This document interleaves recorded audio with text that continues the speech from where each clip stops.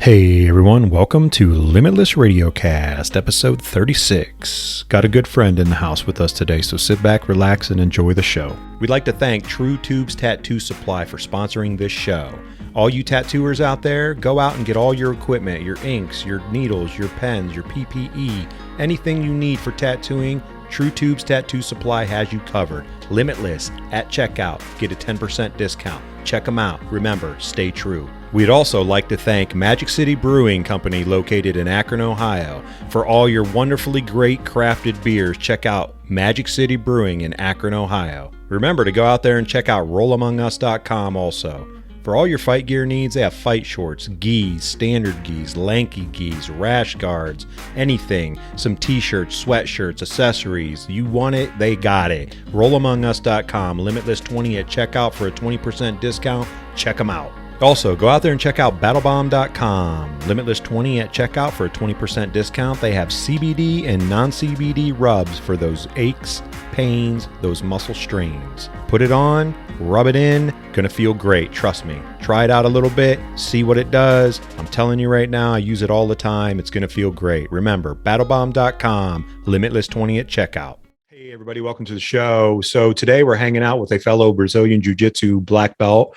He is the owner and lead instructor at Art Brazilian Jiu Jitsu in Fairlawn, Ohio. He is also a friend of Chad Kuhn's. They have known each other for quite some time because Shannon White is who we have, and he has started his journey at East Coast Martial Arts.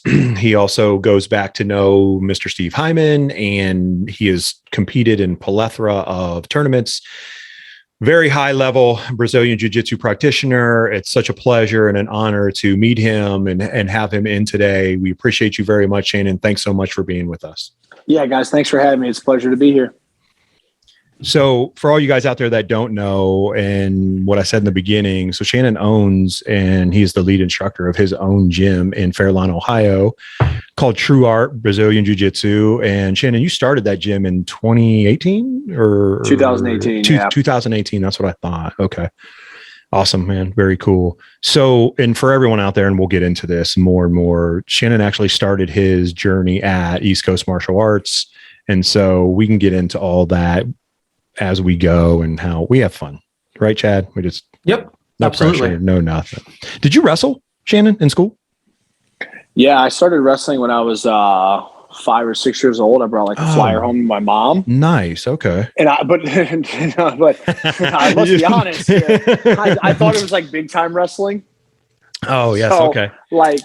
So the Attitude Era of like the WWF. That's kind of what I thought it was, and that wasn't the case. But yeah, it was definitely something I stuck with. I wrestled from the time I was like 5 or 6 up until I was 18, 19 years old. And I coached wrestling for 3 or 4 years outside when I was like in college, because I went to college like really close to where I went to high school. So I could just commute really easily. Very cool. And so I started, that was definitely the foundation of my grappling experience was wrestling. So by the time I started jiu-jitsu, I mean, I had been wrestling for almost 15 years.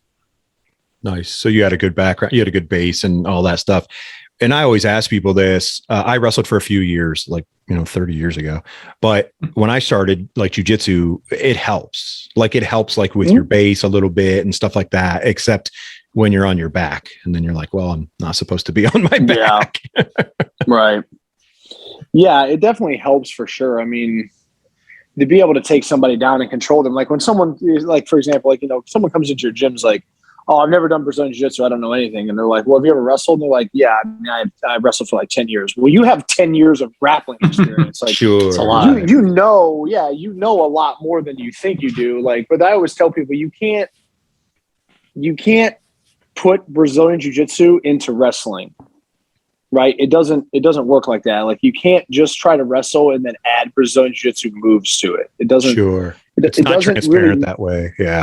But the other way around, if you learn Brazilian Jiu-Jitsu and then you learn how to like add some moves that you could do in wrestling into actually learning like leverage and technique and stuff like that, and how to essentially like counter movement and stuff like that. It's right. You can do that, but the other way around, it doesn't really work because there are positions that you can get put in wrestling that are like, if you Peterson someone and put them to their back, In wrestling, yeah, you get a reversal and back points, but in jiu-jitsu, that's the crucifix, and someone's probably going to strangle you, or attack your arms, or whatever the case is. So, yeah, it's very difficult. But it's always funny, when wrestlers come into the gym, because at least for me, I enjoy it because I can communicate with them. It's very easy for me to teach them technique right away, just simple stuff, because I can just say, okay, like right here, get it on the single leg and stand up. Okay. They can figure that out, but it's definitely breaking them of bad habits is one of the hardest things to do, because they might get away with it. Like a good wrestler can go into any gym really and do well. You know what I mean? Depends on what level they wrestled at, but like a college level wrestler could come into a jiu-jitsu academy and do okay. Even against like a decent blue belt, that's maybe never wrestled, but knows jiu-jitsu, like he will probably struggle with that guy. And there's nothing wrong with that. It's just the way grappling, it's just the way grappling goes. But yeah, I mean, over time, depending upon what level you wrestled at, like a wrestler will do wrestling moves up until the point where they don't really work anymore. Oh, that's a good, so like that's not something I thought about like that. Yeah. Well, like a wrestler could come in and maybe be like, if a kid that wrestled in high school comes into the gym and wrestles with me a little bit, like more than likely he's probably going to find out like, okay, like I'm not going to be able to do these moves anymore. I need to learn jiu-jitsu. Whereas like some guys are reluctant to learn BJJ because like if Jordan Burroughs comes in, like he's going to double leg me no matter what I do. Like, he's always going to be able to take me down. So like he's going to keep going back to his wrestling because it works. But if a wrestler comes in and realizes that the techniques don't work because maybe they're not nearly as high a level of a wrestler, they're going to be like, okay, I need to just learn BJJ. I see. Yeah. Chad, you've talked about that in the past too. The same thing that Shannon's saying, like, and wrestlers have that. It's such a habit that are built in wrestling. And Shannon, you've wrestled for a long time, so you know this. And I still know this from a mindset. I mean, even being in my 40s and wrestling, obviously, a super long time ago, it's something different. Like it's built in you. Like when you wrestle, there's kind of like that standard thing that's built there. So it's hard to break that. Well, we've all talked about that before. It's that mat awareness, right? You know where your body is going to be, kind of thing, right? That the normal person doesn't have.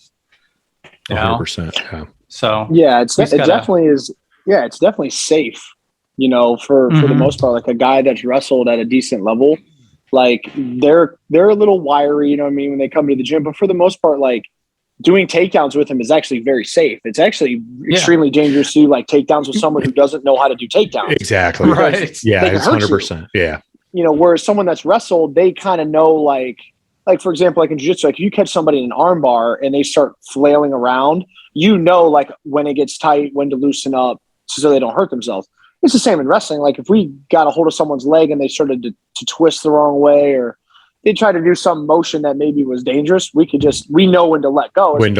Yeah. If someone doesn't know that or has never done takedowns properly, like they could get hurt very easily. I mean, that's very, very common. Popped rib seems to be I say this as a white belt.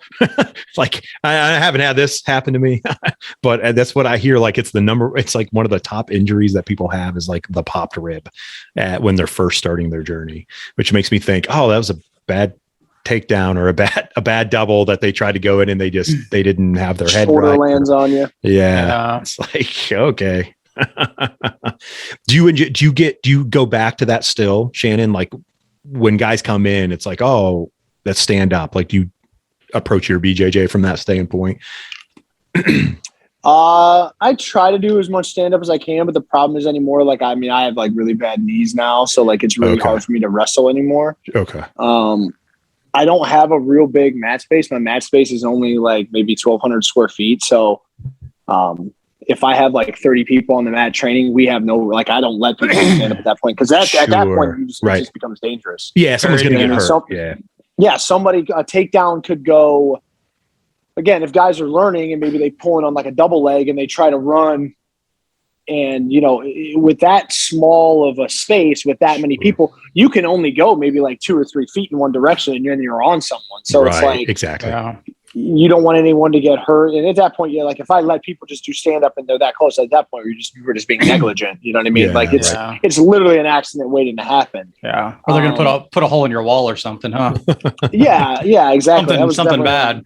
Yeah, exactly. I mean, But no, I try to do, like if we do like competition rounds in the gym, I'll make guys like sit against the wall. That way we have more room, and I'll make them start on the feet, and Nice. We'll start in on like positions. So like an easy way that I teach people how to do takedowns is like, you teach them this like simple, head inside single leg or like a front headlock, and try to learn how, like the basic positions, you know what I mean? Something that's simple, snatch, single leg, whatever. But then we'll drill the position, like kind of half speed getting in.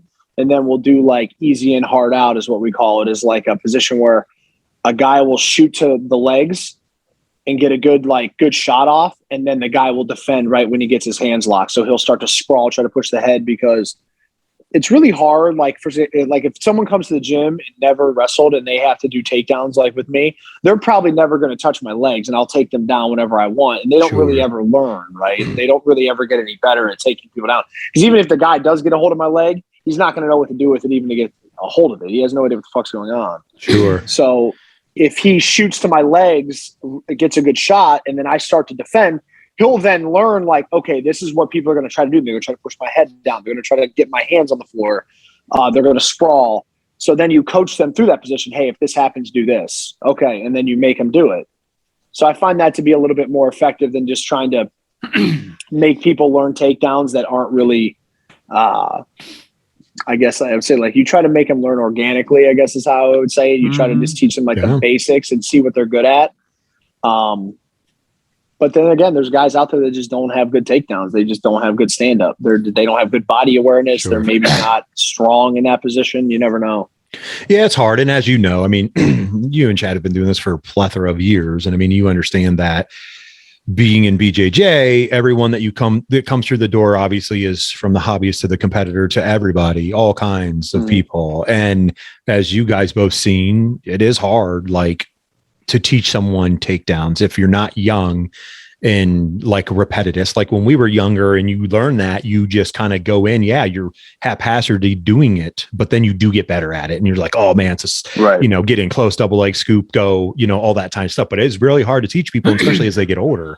It's so hard. And I remember so when we were doing just like line drills and stuff at the gym, and we were doing sprawl circle up, and before later people were like, what exactly is that? And I was like, you ever been shot on in your legs? Like, what do you mean? I was like, a double leg or a single leg? I was like, you can sprawl and circle up to their back, push their head down the mat.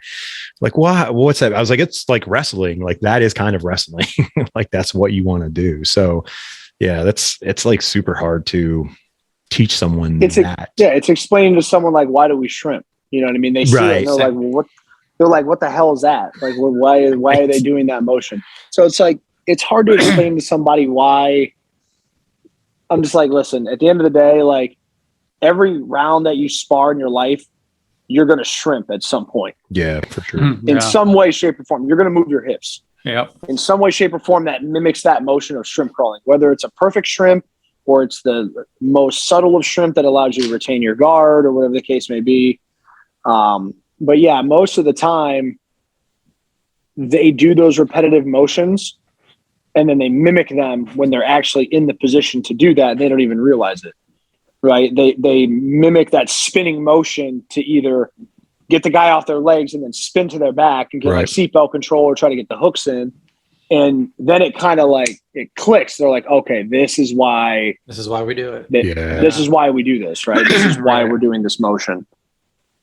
Yeah, it's that, and you build that muscle memory, in jiu-jitsu, obviously. I mean, I'm learning that now, and I ask these questions and always joke with guys, and I'll, hey, when's this going to slow down for me? Or, hey, when's my mind going to instantly just go to that? And it's starting to. I mean, I obviously have a ways to go and all that kind of stuff, but it's like, just keep staying on task, like stay on task to whatever's being coached and taught, and not trying to veer off, that kind of stuff. Or, and then I just got tired of Chad yelling at me.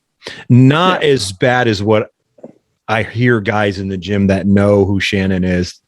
They're like, well, Chad doesn't yell anything like Shannon does. And I'm like, well, I don't know Shannon.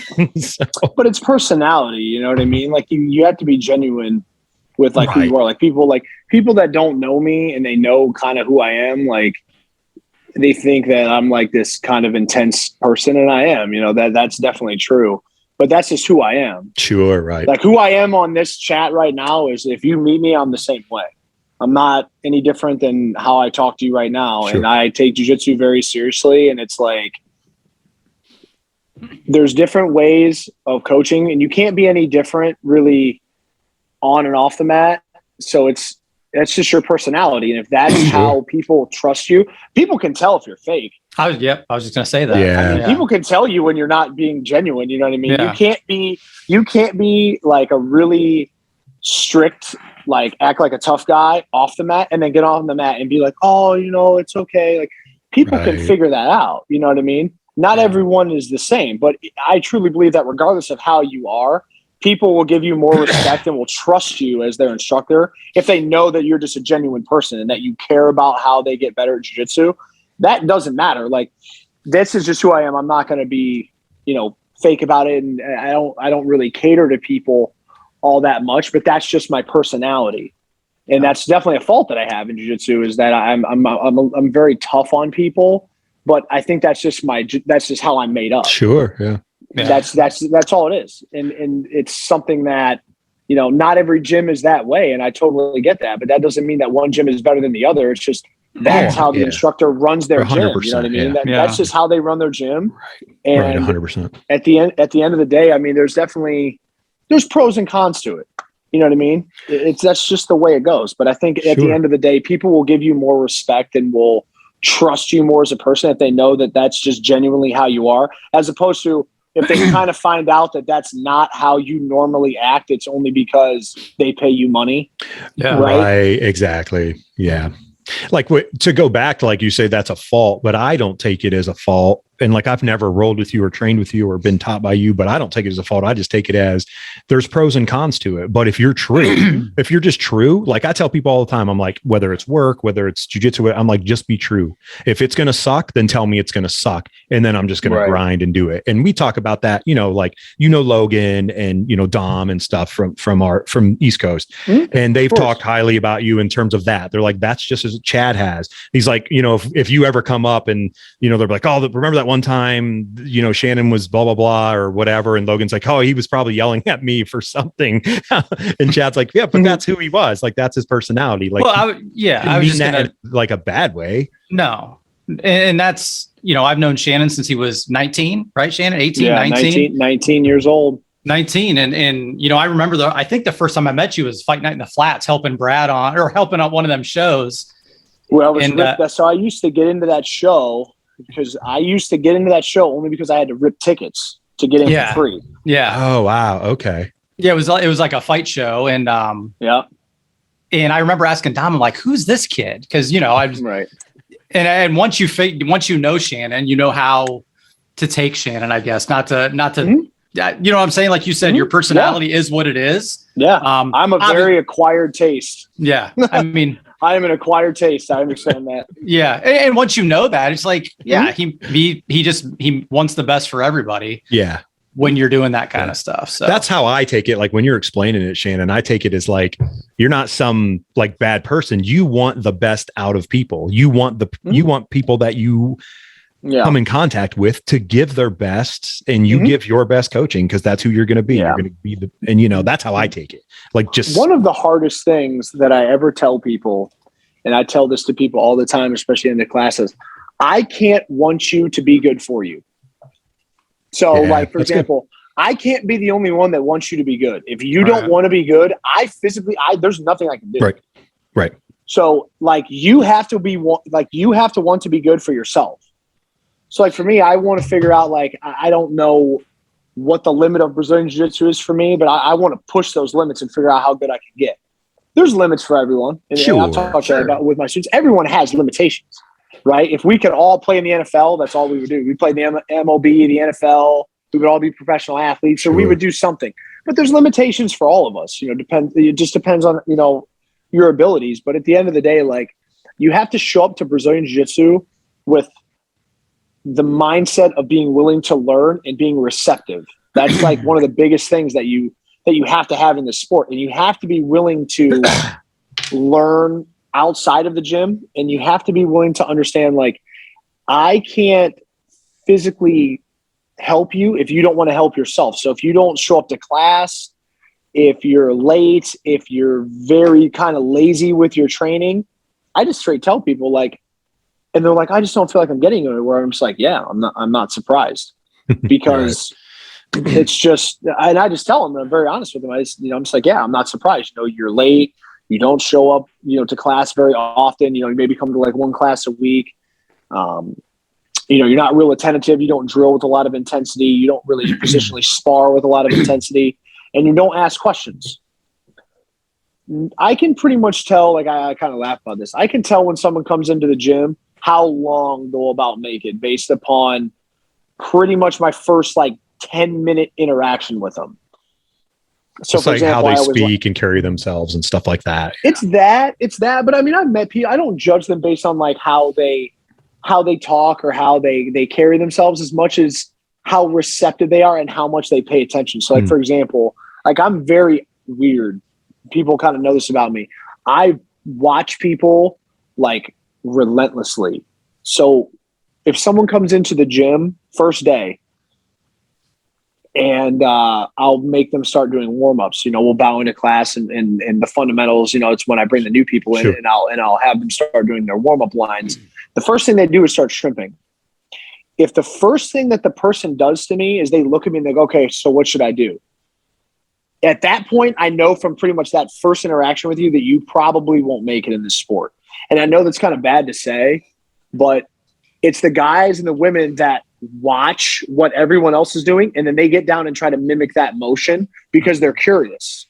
They want to learn. They want to figure out and if they try it like 3, 4, 5 times and they can't figure it out, then I'll help them. Because they're at least willing to try and fail. It's the people that aren't even willing to try it all, and because they'll give up. They're the ones that will give up the fastest. It's like when you like Chad, you would know, how many people do you teach technique to, and then they'll raise their hand and they haven't even tried it yet, and they'll go, I don't know how to do it. Yeah, that was my next example. I was going to say that I'll teach a basic scissor sweep. We go through it how many times? All right, 1, 2, 3, go, and they you didn't even try yet, and you just watched me teach it.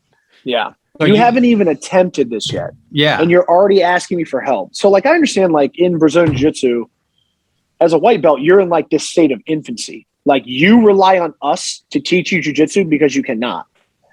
Sure. But I always tell my students, my goal in Jiu Jitsu, and this is horrible to say as a business owner and as a business model, but I can probably tell you that Chad thinks the same way, is that my goal is for me to become obsolete. I want to get to the point where you don't need me anymore to teach you jiu-jitsu. I can get you to a point where you can watch technique, watch a grappling event, and then you can learn the techniques and figure out the positions or whatever it is you're looking for on your own. You can teach yourself. It's like that teach a man to fish idea, right? Mm-hmm. Yeah. And if I can do that, then I've taught you enough concepts, positions, moves in order for you to understand, terminology for you to understand and to teach yourself. Now, you still need training partners. There's positions they can still ask me about, and I get that. But if you can do that, if you can figure those things out, then you haven't mastered jiu-jitsu by any means. Sure, right. You understand what Brazilian jiu-jitsu is, and then you can essentially just start to teach yourself. Right. Yeah, it makes sense. I mean, talking outside to other people now, being in this community of jiu-jitsu, and Chad and I have talked about this in the past, people are always like, oh, well, what's that? Or why do you do that? Or whatever. And then trying to explain, you kind of have to engage yourself. Yeah, we can joke, be like, oh, well, you're trying to fold people up and do all this stuff or choke people or whatever. And it's great and blah, blah, blah. But really you're trying to learn what I feel now, obviously, is the greatest martial art that you could ever learn in the world. That's just my personal opinion. Everybody out there, you can judge me for it all you want. I don't think these two guys here would argue with me about that. But, explaining to them, look, but you have to engage yourself. You have to be okay. You have to be okay to put yourselves in positions like what you're saying, Shannon, engage. Don't go in and be like, well, we'll do this and this and this. Well, no, man, why don't you get on the mat and figure it out a little bit? Why don't you just, go with whatever? Now, fortunately, that's kind of how I did it. I just kind of went in, and fortunately I did know somebody there. out of the blue. I walked in and saw someone and it's like, hey man, walked on the mat, didn't know what I was doing, didn't clean my feet, got yelled at, not by Chad, by everybody there. It's like, hey, you got to clean your feet. I'm like, oh, sorry, didn't know that. And then just jumped right in, the shrimping thing. Yeah. I was like, I'm never going to get this in my head. But now it's like, oh yeah, the hips don't lie. move the hips. Yeah. It's the most intimidating part of jiu-jitsu is walking through the door. Yeah. Yeah. Sure. That's the most intimidating part, because for most people, a Brazilian Jiu-Jitsu blue belt is the most physically demanding and mentally demanding task they've ever done in their lives. Hands down. For 90% of people that train jiu-jitsu, getting a Brazilian Jiu-Jitsu blue belt, that's why most people quit as blue belts. Yeah. Because they get to that point and they're like, oh my God, like what it took for me to get here, depending upon where you get it. You know what I mean? Some schools that are different than others. Right. But, I can certainly tell you from these two schools that are on the screen right now, when you become a Brazilian Jiu-Jitsu blue belt, that's probably the hardest thing that you've done in your life. And then they realize, now I got to get to purple.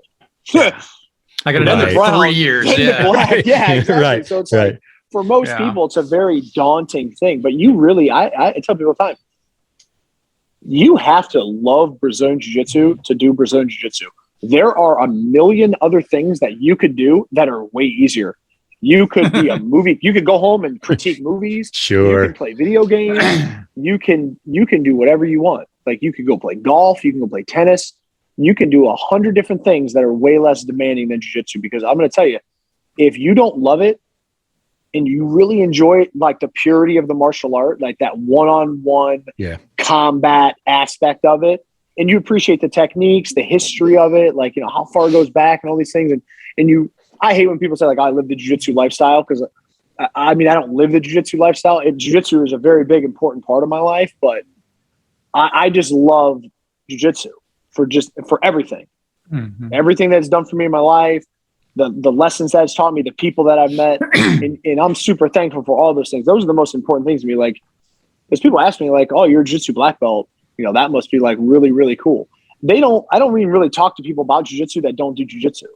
Yeah. Because I find it like hard. It's very hard for me to like talk to them about it, because they're like, oh, you're a jiu-jitsu black belt. I'm just like, yeah, but they have no idea like what it took to get to be a Brazilian Jiu-Jitsu black 100%, belt. It's like in their mind, they immediately think like, oh, my nephew's a Taekwondo black belt. Yeah, exactly. Like, it's pretty much the same thing. You're like being like sarcastic, right? Right. But you really truly have to love Brazilian Jiu-Jitsu to stick with it for a long period of time, because the burnout rate, the dropout rate is super high. People come and go. There's tons of people that I know that started, and God knows where my favorite thing to tell people is when I see them, whether they trained with me or they were a training partner in the past or they used to train at my school, when I see them in public, I didn't really talk to them. And they'd be like, hey man, how you been? And like, all I say to them is like, imagine where you'd be if you didn't quit. Yeah. Because you're not quitting on me. I don't care. Quit on yourself. No, you quit on yourself. Yeah, you quit on yourself. Right. Don't worry about, worrying about hurting my feelings. That's one of the greatest techniques too. Like you guys both teach, is when people may not understand that, and it's like a life lesson. It's like, okay, you quit on yourself, man. You're going to quit on yourself on a lot of things. For everybody out there that doesn't train Brazilian Jiu-Jitsu and you're listening right now, that's one thing that Brazilian Jiu-Jitsu can give you, that it can teach you not to quit. If you're willing, you have to be willing to grind and sacrifice. But Chad and I have talked about that before. Like, it teaches you so much stuff like that, or, like we saw, it can teach some people to quit too, because it's not easy. Right. It can go either way very quick. Yeah. I had a guy sign up. Funny story. I had a guy sign up last week and quit this week. Really? Because let me tell you, quitting, and this is a Chael Sonnen quote, quitting is the most readily available option at all times. Yeah. When people say that, they're like, quitting is not an option. No, you can quit at any time. Yep. It's the most readily available option. But this is the thing, is that a lot of people come up, like you could come up with tons of reasons to do jiu-jitsu. And I was talking to my class about this this week. You could name, I don't even know how many reasons I could name to do jiu-jitsu. We could come up with a ton. Sure. Tons, right? And And you could come up with one excuse to not do it, and then you just won't do it. Right? But you could just come up with one. Yeah. You could name 100 reasons to do it and then say one, like, oh, well, right. Like, I can't do it because, my dog is sick and I gotta watch him for a couple weeks. So I gotta quit. True. Like, what? It's especially with kids. I'm very tough on my kids, even at the gym. And a lot of the parents appreciate it because they don't know how to be. They don't know how to be tough on their kids. They don't really want that responsibility. And I have great kids. They come from great parents. It's just for most of them, especially with the kids, a lot of kids will always kind of choose the easy route. And if it's easy for them to quit or to stay home, like, hey, do you want to go to jiu-jitsu or do you want to stay home and play video games? Probably 9 out of 10 kids are going to want to stay home and play video games, right? Yeah. You know what I mean? So it's very easy for parents to want to put their kids in something like that because they want to find something that motivates them or someone that motivates them to do something physical, to work out. And, if a kid, wants to quit because it's too hard, I always encourage the parent. I'm like, listen, they need this. This is not only something that can help them if they're ever getting attacked, if they're getting bullied, if someone tries to kidnap them. The world's nuts. Oh, but for sure. Yeah. What are you going to do? What are you going to do when your kid grows up and it's like, Dad, I don't want to go. I don't want to go to school anymore. Or, they just quit everything because quitting is so easy. If it's like, I literally posted on my Facebook, it used to be when the going gets tough, the tough get going. And nowadays it's when the going gets tough, quit. It's easier. It's a big thing. It's very easy to give up. Yeah. Super easy. Like you said, I mean, it's the one thing your mind can tell you that one thing, and you can just go ahead. Go ahead, Chad. No, just because it's a fine line anymore too, because it's accepted more, right? Mm-hmm. You don't want to push too many buttons, or you don't want to. It's a very fine line, I feel. And I think but I think one thing that jiu-jitsu does is you find a lot about who you are as a person when you do jiu-jitsu. Like, because there's people that come in and think they're like the toughest dudes, that they're like mean, and they're just they have like this mentality. They think they're just like. I always laugh because people think if they get into a fight, they're going to be able to, like, somehow when they get that adrenaline rush, like it's going to unlock some type of chamber in their mind, right. And they're going to just instantly have these skills to fight. You know what I mean? They're going to be able to they're going to become like this ultimate fighting weapon, and they're going to be able to do whatever they want. And that's not the case. And I think what jiu-jitsu does is that brings a lot of truth out about who you are as a person. Mm-hmm. Do you take getting tapped out well? Do you take getting tired well? Do you respond to criticism? Are you willing to learn? And most of the time, and this is the one thing I love about women that train, is women don't have the same egos nearly that men do. Sure. I'm not saying the women competitors fight just as hard as the men. And I love watching the girls fight. They literally hate each other, and I love it. They would rather die than give up. I love it. And their technique is amazing. I mean, they're phenomenal. But with men, when men come into the gym and they kind of find out they're not nearly as tough as they thought, because someone comes in that's just, like Logan was a young kid. He was like a young kid when he started training jiu-jitsu. You got to imagine that kid was like 15, 16 years old. You're a grown man coming to the gym. You could be 24, 25, 26 years old and get strangled by a 15-year-old kid. Right. I don't know if you're going to come back. Yeah. Because most men can't handle it. Right. So it still you really happens. Find out. Yeah, I was going to say, absolutely. it still happens. It still happens because I watch and it. It's great. Well, the thing is that it weeds out people. And this is the thing about jiu-jitsu is like, when people say like, oh, jiu-jitsu is for everyone. Well, yes and no. Like, there are certain people that I just don't want to train jiu-jitsu because they're assholes, right? Sure. They don't have the right mentality. They don't have the right mindset. They're just very negative. And I don't want that person knowing Brazilian Jiu-Jitsu. You know what I mean? Like, there's some people that come into the gym that are just very toxic, and you don't want them around just based on who they are, right? Right. So that's one thing jiu-jitsu does, is weeds those people out because they just don't have the mental makeup to do jiu-jitsu. Yeah. They can't. And that's fine. And I love that about jiu-jitsu. If that wasn't the case, then, I enjoy the fact that it's so difficult. Yeah. Absolutely. And that's when when we talked to Shannon knows George Gergel. We went to many seminars, when we were younger, and George said we asked George on the show, is jiu-jitsu for everyone? And he said, jiu-jitsu is for everyone, but everyone's not for jiu-jitsu. Mm-hmm. And I like that example a little bit better, right? Because it is for everyone. It is for everyone. Just is it? Are you for it? I guess. Right. Yeah. Do you fit into that? Yeah. Yeah. That's absolutely. I mean, that's definitely a way better way of saying it. Yeah. 100%. That's a way better way of wording it for sure. But that mentality of, making sure that you're the right fit for jiu-jitsu and you'll never know until you go in. And most people try it for a day and they're like, oh, it wasn't for me. Like, is that the case? Yeah. Right. Yeah. Is that what it was? You kind of laugh about it. Yeah. I always think that too. Like even coming in and doing, when I started and coming in and did that one time, like I wanted to do it because I already knew mentally going in, like what I wanted to do. And I knew the background of it and stuff. So it was kind of like, I'm approaching this no matter what. Like I'm going to go in, eat, whether I get beat up or whatever. I don't care. Like I'm here because I want to challenge myself. It was, for me, it was a lot different. It wasn't a show or a movie or a podcast or anything that drove me to it. It was more me going, hey, this is something I've always wanted to do. I did a lot of other martial arts. I want to see who I really am. Like, what am I? And in my 40s, I have 3 kids. And so that's kind of where I've always approached it. So I ask a ton of questions and I kind of engage. I annoy Chad all the time. I don't ask the question though of, hey, I don't know how to do that.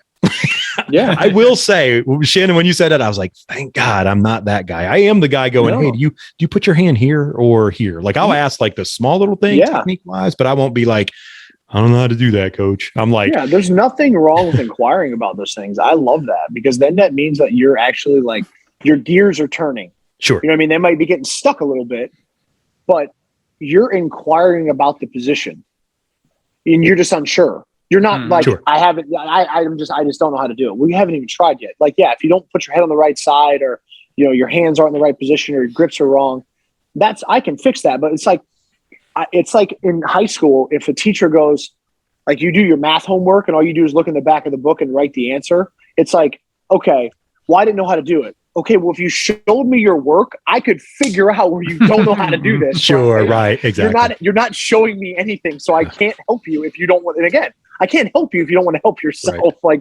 Like, I always laugh about that, but it's so funny to me that that it's super common in jiu-jitsu. That people ask those questions, and I love when my students ask questions and they think outside the box or they send me videos of things, and regardless if it's what we're working on or not. I post videos all the time on the positions that we're going over. If we're working on the close guard, I'll put up, videos of sweeps that we're doing because I always tell my students, like, I can't teach you anything that I don't know how to do. Yeah. I'm not going to just make up a technique and try to show it to you because number one, you could get hurt. Sure. Right. Obviously. And number two, I just don't understand the position enough. And I'm mature enough with my jiu-jitsu where if I don't know how to do something, I'll just tell you, I don't know. I've never done it before. I've seen it, but I don't exactly know how it works because I'm a jiu-jitsu black belt, but I don't know everything about jiu-jitsu. Like that's impossible. Like I always tell everyone, like go find someone. If you ever run into anyone in your life, it's like, yeah, I've mastered jiu-jitsu or I know every move there is to know in jiu-jitsu. That person is horrible on the ground. Number one, they're terrible at grappling, and they probably never grappled with an elite level, high level competitor. Yeah. Because I'll tell you, like, I thought I was really, really good at jiu-jitsu, and then I would roll with, like, guys that were, like, elite-level black belts, and there's levels to it. I know where I fall in, like, the order of jiu-jitsu, and I'm fine with that, but there's nothing like rolling with someone who's an elite-level competitive grappler at the black belt level, or even at any of the belts. I mean, nowadays, guys are learning things and this is the cool thing about jiu-jitsu, and is that jiu-jitsu now, unlike other martial arts, jiu-jitsu every year pushes the boundary farther and farther and farther because we're learning there's new techniques, new transitions, new guards, new sweeps, all these new things come out, right? Sure. I'm not saying judo isn't great, but judo doesn't do those things. Sure, right? The throws have been like, there's not exactly like new throws coming out all the time. Yeah, and that's fine. But the thing I love about jiu-jitsu is that it's so subjective. If things don't work, we don't do them. And it's like the Berimbolo. When the Berimbolo came out, it was like everyone was trying to figure out how it worked. Mm-hmm. And it became super, super popular. And then guess what? Everyone learned how to defend it, which is what I love about jiu-jitsu. So like with the Leglocks. Leglocks became super popular. And I'm not saying they don't work now. They're still very, very effective now. Oh, yeah. Guys have gotten way better at defending them because they have to, right? I mean, you can't just be ignorant to the position, especially if you're fighting a guy, for like example, like Craig Jones or Gary Tonin, Dean Lister, these high-level leg lockers, and you can't just be like, oh, well, you know, I'll just figure out how to get out of it. I'll figure out how to get out of it. Good luck. You got to figure it out. But I think that's one thing that jiu-jitsu does over any other sport is that every single year, guys are becoming more developed because you can ask Chad, like when we started jiu-jitsu, like when the X guard came out, that was like, oh my God, it was like cheat code. You know what I mean? That was the answer to like the scissor sweep, the bump sweep. And like, if you could play a little X guard, oh my God, you were like cheat code. And now like white belts are learning how to play these guards. You know, they're learning things that we didn't learn until we were, you know, into the colored belts because there's so much more out there now. Flow grappling, these tournaments. I mean, there's like, you can buy instructionals that will teach you anything. Sure. The very first instructional that you made me watch was that horrible one. Remember it? It was like how to tie your belt. Yeah, it's a Pedro Sauer, white to blue belt or something. Yeah, white to blue belt. The first thing was like it was like teaching you how to bow on the mat. And I'm like, all right, maybe he's like being serious. I was like, he's trolling me. He's got to be trolling me. There's no way that I have to watch this. It's like But you watched it all, didn't you? I did watch it all. I did. And you gave me. We had the Bibiano Fernandez instructional that was not in English. It was not in English, no. And then we had Jacare's, which he did all the techniques with that fat brown belt. Yep. That was the best. Yeah, but it's crazy. Old instructionals were amazing. So what'd you guys do? Like if it wasn't in English, did you just like watch watched it? Just watch it and then try to mimic it as much as you can, right? That's where I think that like to go back to where we were talking earlier about just figure it out, right? Because that's what persistence. That's what we did. That's what we did, and that's not things have changed, and you know you have black belts all over now, right? People are very fortunate to have black belts in their academies. I was a blue belt when Shannon started, so we would just bounce things off of each other, you know, like hey, what's this, and try this, and you know, Dave Miller gave me all those instructionals, and we would watch Marcelo and just try to figure it out. Yeah. I mean, but the thing was like we would do like we would try to learn these techniques, but Chad would have a pretty good understanding of what the position should look like. Maybe not how all the mechanics work, but I think what really helped was we would get in them and then we would have to figure out how it should kind of work for us. And it had to be technical, right? Or it really wouldn't work. But then we'd be like, okay, like you need to get the guy's weight on his hands, post behind the leg, technical stand up and try to get up.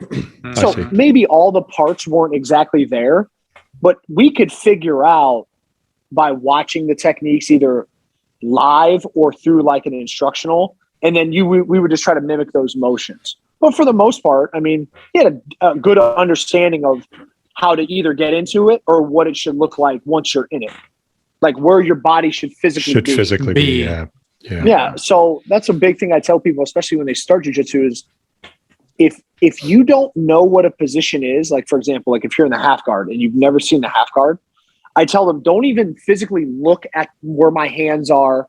Don't look at where my grips are. Don't look at my feet. Look at my entire body and then look at my partner. Because then you can look, once you see the big picture of everything, then you can look at the little tiny details. Because if you physically just look at my hands, you're not even going to notice that I'm completely on my right side. My feet are touching and I have like a knee shield. You're not even going to notice those things. You're just going to notice my hands. You know, so it's definitely, I think it definitely helped though. I mean, starting jiu-jitsu that way, I mean, jiu-jitsu is definitely better now for sure. Because like he said, there's black belts everywhere. You know, you have guys that have trained for a long time and have broken down positions. The amount of positions that we've been in over 13 years, breaking them down, learning how to do them more efficiently is amazing. I mean, that's the point of it. But one thing I do believe that helps is when you're kind of like, you don't really know, and you have to figure it out on your own. Then you just be persistent. Right. You don't have to rely on someone all the time to just help you. Right. You guys are a testament to that, though, because of your, where you started your journey at. And there wasn't, like you said, there wasn't any information out there. You guys were looking at magazines or watching DVDs from other people or whatever you could do to get yourself the material in your hand, and then you had to work on it. So you guys kind of evolved it. There are a group of people, men and women in jiu-jitsu community, that evolved it to where it is now, to where, you can turn it on anywhere, social media, or like you said, Shannon, watch and flow. I mean, I watch tournament this weekend and watch as much as I can. I'm very much a watcher of not techniques. I'm more watching matches. I really like matches. It's been something I've always done since I started. I've kind of enjoyed it and whatnot. And I learn a little. I don't try any of the stuff. I just enjoy watching it because I don't want to hurt anybody. You'll be surprised though how much you can learn just by watching. Mm-hmm.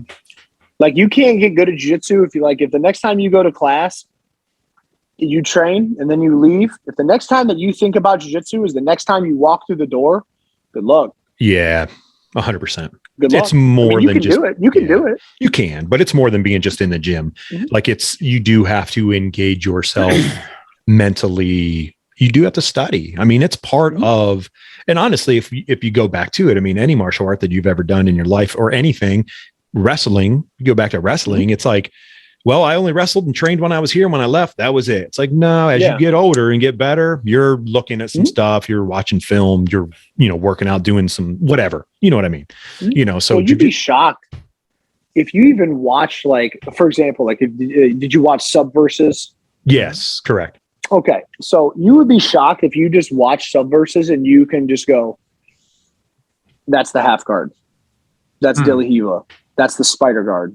That's deep half. That's a knee slice. That's a Toriando. That's a long step. That's an arm bar. That's a Kimura.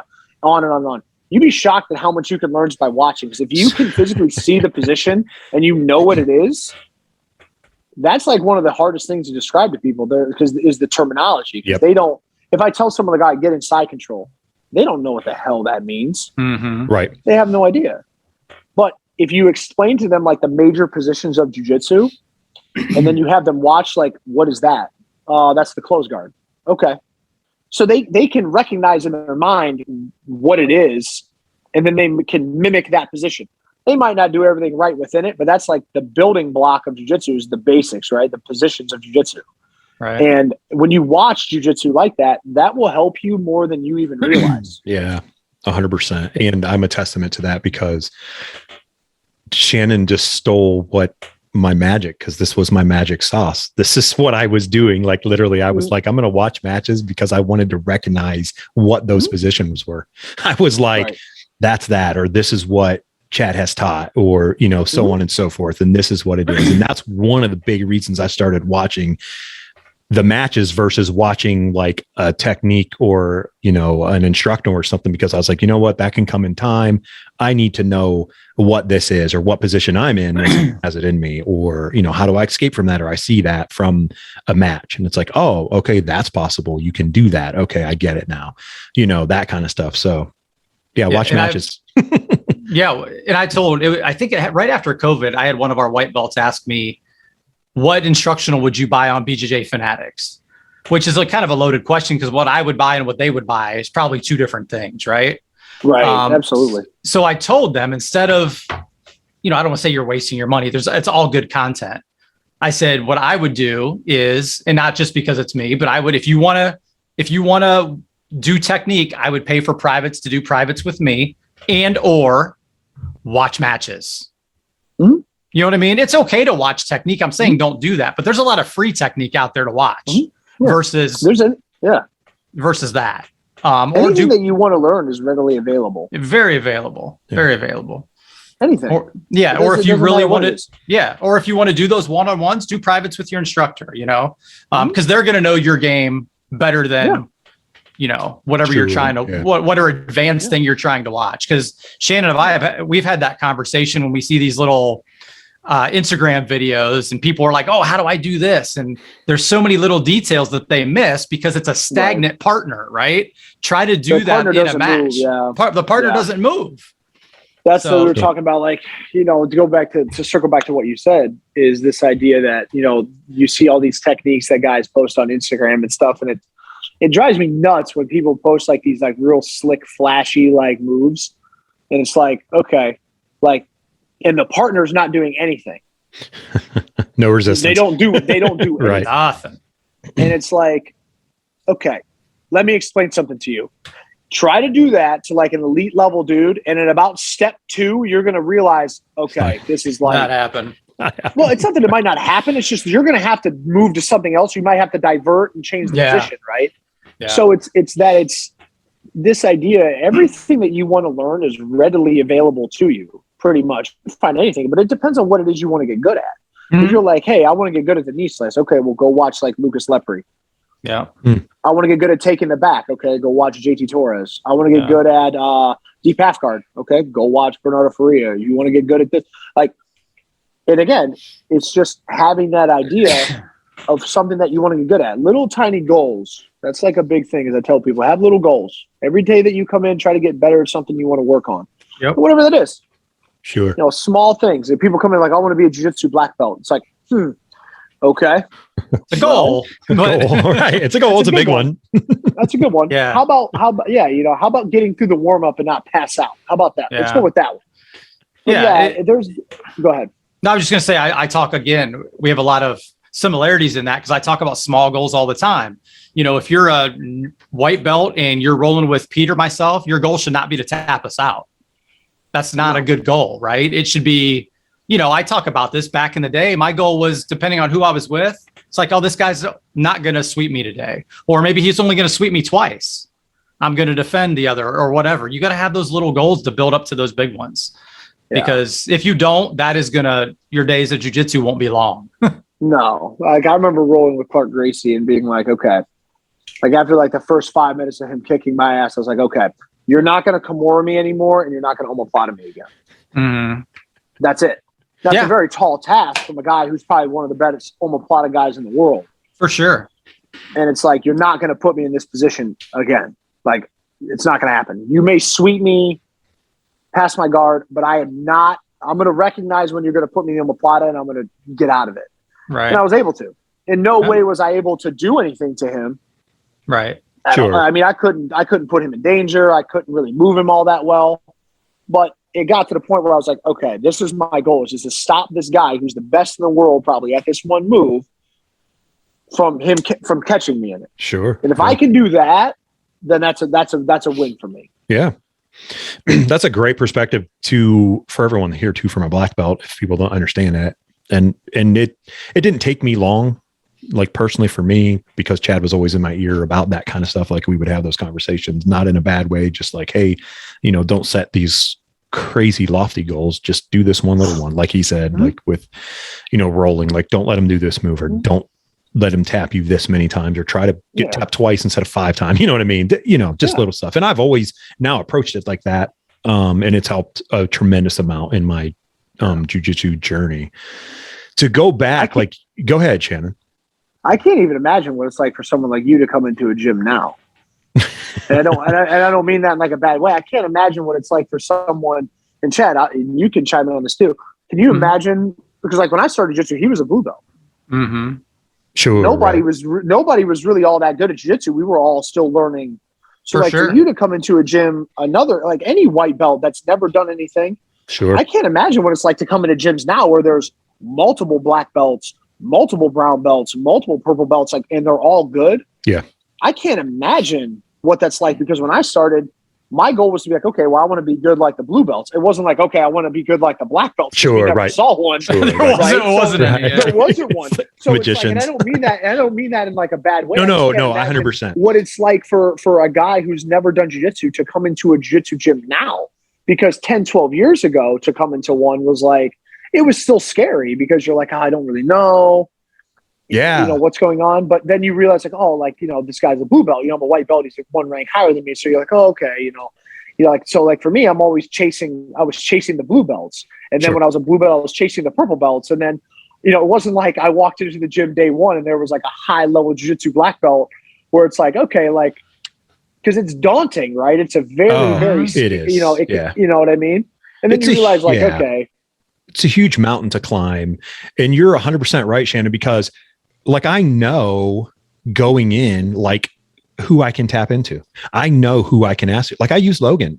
Logan and I are, 20 years difference there. And I could care less. And Shannon, he tells me stories about you all the time, enrolling and stuff. And he's like, oh yeah, I learned that from Shannon or whatever. Or no, Chad taught me how to do it this way. Or Pete taught me how to do it this way.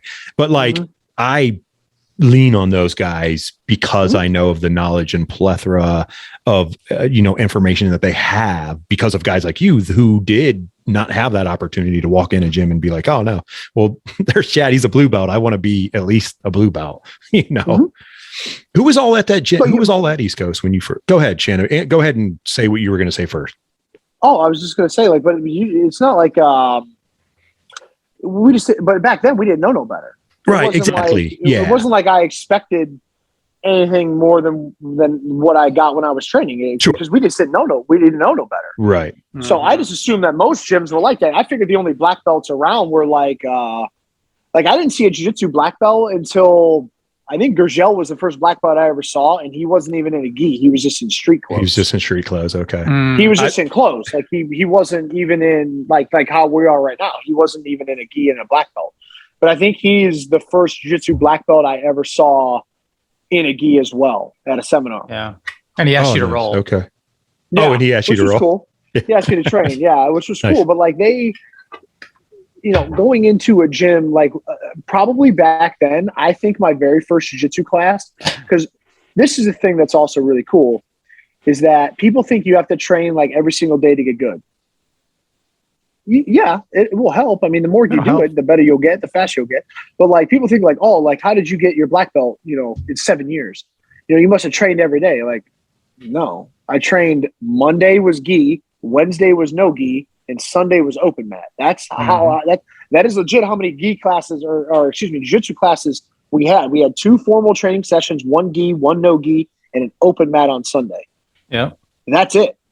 Yeah, and maybe when I started, there was probably, I would say, less than 10 people. I mean, there were more students, but like in a class, you would have a class size of about 10. Sure. Mm-hmm. That was about the number. There were more people that trained. It just depends. Some days you would have people that show up and some not. So about the average class size was about 10 people. Yeah. Versus now, there's like a ton. Yeah. Yeah. And new people coming like all the time. But you wouldn't have that if it wasn't for, people like Chad who started, because I wouldn't have done jiu-jitsu if they didn't have a grappling program. Sure. Right. Because Dom is the one that got me into jiu-jitsu. That's what I was going to ask you. And I thought Dom mentioned this, we had him on the show before. I thought he mentioned like, did he wrestle? Did he wrestle with you too in school? Yeah. I thought absolutely. So. Okay. Yeah. And he convinced you to come or around that, right? Okay. Yeah. I thought so. Yeah. But if people like Chad and Mr. Hindman didn't start a grappling program, Dom might have never gone there, because we were like one of the few kids in high school that actually watched mixed martial arts. So Dom was a year older than me, so he started jiu-jitsu. Yeah. And if Dom didn't go to the gym and start, because I was still in high school, he's like, well, once you get done with wrestling, you should come learn how to do jiu-jitsu. Did he coach then too? Like, were you still in school when he coached or afterward? Or yeah, so he did a lot of like stuff, not only with wrestling but with football. And like he would come back in and work out, and because he had we were all like pretty, we were all really tight. Sure, right. Wrestling teams are all really, really tight. So yeah, he would come in and work out with us still, and he did a lot of things like for the football team. And yeah, I mean, we kept in contact, and we hung out all the time. So that was like one thing he was always pushing, like, hey, dude, like you should come learn jiu-jitsu, because Dom's favorite MMA fighter of all time is Nogueira. He loves Big Nog. Right. Yeah. That's like his favorite, and he was a jiu-jitsu guy. Yeah. So that was like one thing that I think really got him into BJJ, was the fact that he liked a guy in MMA that was a really high level jiu-jitsu competitor. Sure. So he was like, okay, this is something I want to go try. And like I said, if he had never gone and done it, I wouldn't have. I mean, I didn't have any aspirations of going to do jiu-jitsu. I never even contemplated it until he drugged me to the gym one day. He was like, here, come try it. Get in the car. Come on. Could you imagine then, like what you know now, obviously, but like, and we know Dom, he's a great guy. Like he's a professional wrestler. Like, or you're like, yeah, he's going to be a professional wrestler, you know, cause you like talked back about like the attitude era of wrestling. You loved wrestling. Mm-hmm. I loved wrestling at that time too. I don't know many people who didn't. We don't talk to those people that didn't. So, but like to know now, it's like, wow, would you ever thought that about Dom? No, I mean, I would lie to you if I said I saw it coming. Yeah, I mean, I would be lying to you if I said that, but no, I mean, he I guess is how I put it. Dom doesn't really care if you like what he likes or not. Nope. You know what I mean? 100%. So yes. Which that's why I love him so much. Yeah. I mean, he doesn't really give a shit. So like, right. if he likes wrestling and you don't, he doesn't really give a shit. Right. So, you know, that was one thing that, you know, he was always really big into pro wrestling. He was really big into mixed martial arts.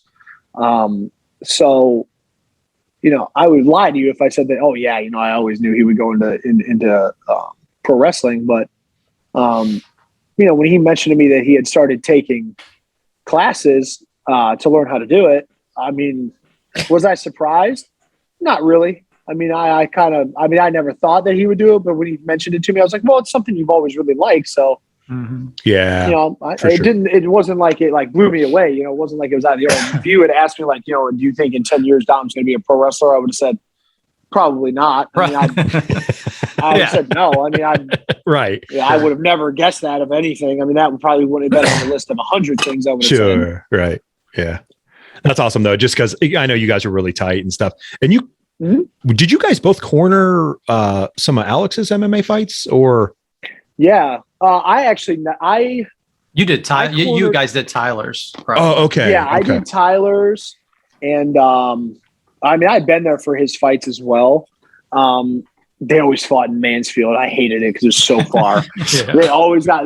They couldn't have fought somewhere like Chaparral's, right? Or you know, or like that place that KJ's family owns over there on Arlington Road.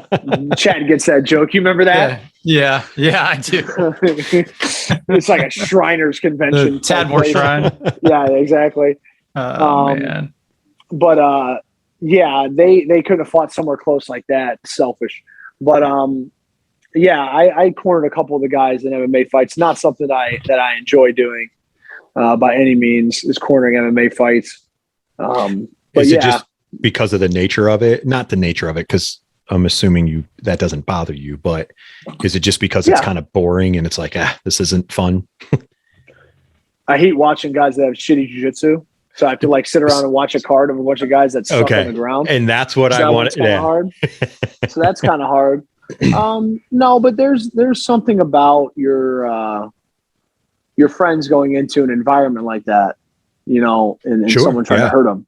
Yeah. So it's like, you know, we all wrestle together. So like, you know, if someone like came out on the mat and started like punching my friend, you know, my teammate. Oh, you're in. Yeah. You know, we're all in. It's odd when it's odd when they're supposed to be in there, but you can't get in there. You know what I mean? So it's definitely a very weird feeling for sure. You know, it's very like cerebral, but you know, it's cool. Yeah, it's cool. It's very when they win, right? I think that's probably the most nervous coaching I've ever been, is sitting in the corner for somebody like when Stinson fought or whoever. It's a different feeling than coaching jiu-jitsu, because obviously it's different. They might get punched in the face, right? Yeah. I mean, that's the big thing, you know. I mean, I've had guys that have gone in there and won in the first round, and I've had guys that have fought all the way to a decision that was razor close. Yeah. You know, I got to corner my buddy Taiwan in Bellator, and that was cool. You know, but still, it's the same thing. It doesn't matter the level of the promotion. You know, at the end of the day, it's your friend, you know, that's in there fighting, and you want them to be successful. You know, because like for us, you know, I will always tell you, like, no matter whether it was for like a jiu-jitsu competition or whether it was for an MMA competition, like we were ready to go. Like we made sure that we trained hard. The training was always, you know, everyone showed up, was ready to train, and we were ready to go and compete. And as a competitor, you know, when I was younger, it's hard. It's really hard to see your friends who trained alongside you and trained hard to not have success, right? They lose because you know how much time they put into it, right? They put in time, they put in money, effort, all these things. And, if they fall short, it's hard, especially if you're cornering them. Yeah. Sure. That's something that's really difficult. Yeah. Especially when you're close like that. And that is hard. I mean, when you have those feelings inside you already from someone that you really care about, and then they go out there, and if they're not successful, it hurts you just as much as it's hurting them. And then the physicality part, like for me, it would always be like, I want to defend them. Like I want to be in there and do this. Yeah, I could. Yeah, you win as a team and you lose as a team. Yeah, for sure. That's tough. Yeah. Who was all at the gym? Let me say it this way. Who was all at East Coast when you started? And did you just Dom got you there and you're like, all right, I'm hooked? No, I fucking hated it. Put this gi on. I fucking hated jiu-jitsu. Like most people don't understand. Like I fucking tried a class and fucking didn't go back for like however long. I fucking hated it. It had nothing to do with the fact that I didn't like the gym. Sure, right. Instruction. I fucking hated it because I was terrible at it. Like I had like this preconceived notion of what I thought grappling was, because I wrestled my whole life. So I was like, I'll be able to fucking, do whatever I want. And that wasn't the case, right? I mean, I got fucking swept. I got mounted. I got choked, all these things. And I didn't know. I mean, I knew like some submissions from watching MMA, but I don't know how to properly do them. Sure. You know what I mean? I didn't know what they were. And, no, I hated it but the thing was that, again, it's like my personality is like, if I'm not good at something, I have to figure it out. Right. Like that's like my, the way my mind is designed, I guess, is like, if I'm not good at something, I have to figure out how to do it because it'll bother me. Yep. And, so training at the gym at that time that I remember, Tim Perkins, I'll never forget Tim. Shout out to Tim if you ever listen to this. Tim, imagine where you'd be if you didn't quit. Oh man, he was awesome. He was a great trainer. He was good for sure. He had real good triangles. He helped me out a lot with my guard. But he was good, man. He was an awesome training partner. Brian Arnold was there at the time, him and his wife. Yeah. Pat probably came over about then, right? Pat came over a little later. He was still kind of doing his thing over at Victory. Right. And then he started coming over doing a lot of gi with us and stuff like that, which was cool. Dom was obviously there training. Pete was there training. Honestly, Johnny Crest was training. Yeah, Johnny was there. Mike Broom was training, but Mike was kind of sporadic in and out of the gym. I was going to kind of bring up Broom too. Go ahead. Say what you're going to say. Do I remember? Oh my God. Yeah. Do you remember the dude that was roided out of his mind? The guy that Butcher was friends with, Anthony. You remember that dude? Oh yeah. A-Train. Yes. A-Train. Yeah. He was roided out of his mind. Yeah. Jake. There was. Oh yeah. Yep. Jake Frank. Yeah. Yep. There wasn't a lot. There wasn't a lot when you started. There wasn't. Steve and Corrado was training. Yeah. And there was in my mind, I have a pretty good memory, but I mean, I can think like 10, 12 people that really stuck out of my mind, but people would come in and out. Mm-hmm. But yeah, I mean, there wasn't a lot. Yeah. So I was going to circle back to what we were talking about earlier. Like you said, well, if myself and Mr. Hindman wouldn't have had a grappling program, you wouldn't have started. Right. And I always go back to Mike Broom. Mike was my first instructor. He was a blue belt when I started. He got me hooked up with Dave Miller, who started my gi training, right? Because when I started at East Coast, it was Wednesday nights and it was no gi. And by no gi, I mean it was MMA, because you might come in and Mr. Hindman might be teaching wall drills or tie clinches. So I started doing gi classes in Carrollton, right? And Broom got me started on that. And Broom had to take a hiatus for a while, and he talked Mr. Hindman into letting me teach as like a 2-stripe blue belt, because he was going to chop the program, I think, at that point. So I always give a lot of credit to Broom, even though he's not here now. If he listens, I wish he would come back too. But I think Broom has a lot to do with our program getting that kickstart, right? Yeah. I mean, there's guys out there, man, that don't realize like the groundwork, because I can't even imagine what jiu-jitsu was like 3 or 4 years before I started. Oh, you know what I mean? Like, yeah. like how non-existent mm-hmm. was. You know, it was very, even when I started, it seemed like very like kind of like undergroundish. And we're not talking like 30 years ago, dude. We're talking, 2009. Sure, right. Which is crazy if you think about it, because it wasn't a huge time. There isn't a huge time frame here, like you're talking about, Shannon. So look at the evolution of where it has come and where it's going, and how well it is, and how much it's being embraced, and more people do know about it. Obviously, all the platforms and stuff help tremendously to get the information out there, and doing stuff like this, like Chad and I, that's what we set out to do. Is obviously I don't know a ton about jiu-jitsu, and I'm learning as I'm going, and Chad does, and we bring on guys like you, and it's like, well, we want to pass the knowledge on to people. We want people to understand like what this is. Chad, I probably have asked you this before. Was Mr. Hindman, like, did he do jiu-jitsu with you guys? Did he ever train with you guys? All the time. Yeah, he was. Did he? He was a purple belt. Okay. But he was doing jiu-jitsu with the Machados like back in the day, right? Back in Cali, back in the 90s. Okay. I still have the patch.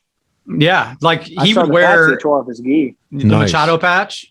It's a lapel patch. Yeah. So he would even teaching karate classes. He would, he was so, I don't even know what you want to say, traditional but not traditional, I guess you would say. Sometimes he was a martial artist. Yeah, I would teach. He would teach a karate class in a hoodie and Machado gi pants, and nobody would question anything.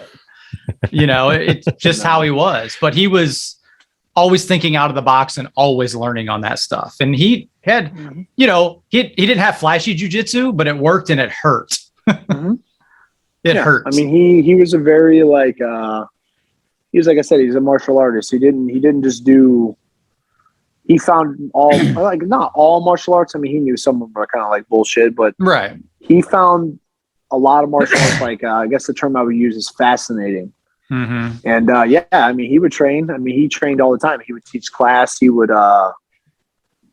teach technique, and he would roll around. And but yeah, I mean, his jiu-jitsu was definitely. I mean, I would say that his jiu-jitsu was very like simple. I guess that was it has nothing to do with like. He was a pretty tall guy. I mean, he was. I mean, every bit of like 6'2", 6'3". He was a very big man, and.